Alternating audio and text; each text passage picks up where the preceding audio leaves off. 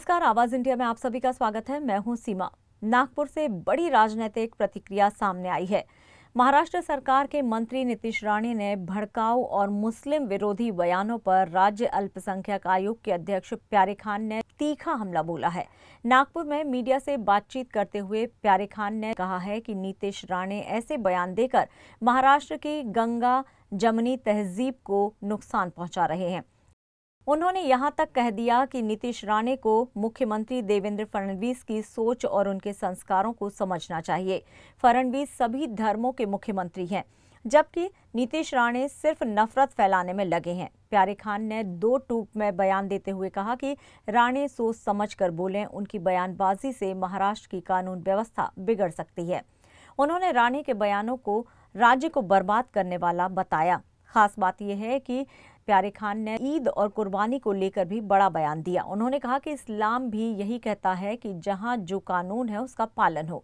महाराष्ट्र में गौवंश वैन है और उसका पालन होना चाहिए। कुरान भी यही कहती है कि किसी को तकलीफ पहुंचाकर कुर्बानी नहीं होनी चाहिए। प्यारे खान ने जोर देकर कहा कि जो मुसलमान भारत में हैं वो ईमानदार हैं और उन्हें कानून के अनुसार चलना चाहिए। नीतीश राणे और उनके नेताओं को समाज में सौहार्द बिगाड़ने से बचना चाहिए। देखिए, नीतीश राणे जी जो बार बार नफरती बयान देते हैं, ये महाराष्ट्र के विकास के लिए बिल्कुल ठीक बात नहीं है। और जो बार बार वो श्री देवेंद्र फडणवीस जी का नाम कोट करके बोलते हैं, ये भी ठीक नहीं है। देवेंद्र जी को शायद वो जानते नहीं।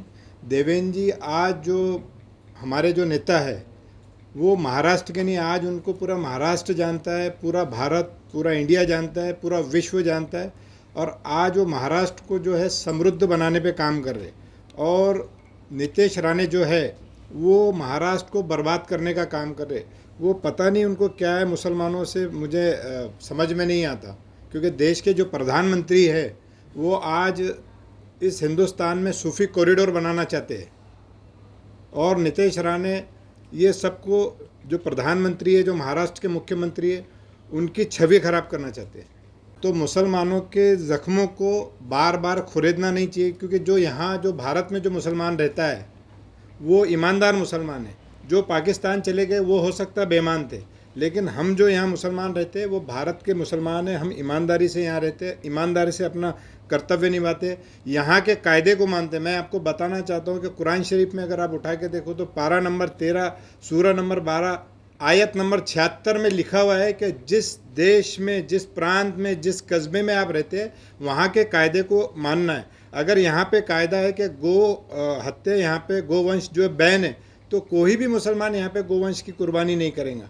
बात है बकरा ईद की, बकरे की कुर्बानी करना, तो अलग अलग देशों में अलग अलग चीज़ों की कुर्बानी होती है।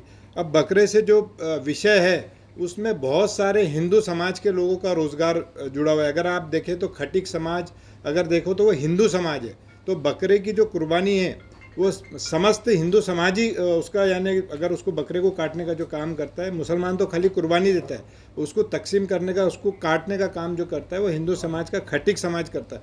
तो ये हिंदुओं पे भी अत्याचार है, ऐसा नहीं कि मुसलमानों पे। आज उनके भी रोज़गार से खेला जा रहा है। तो ये बिल्कुल नहीं होना चाहिए।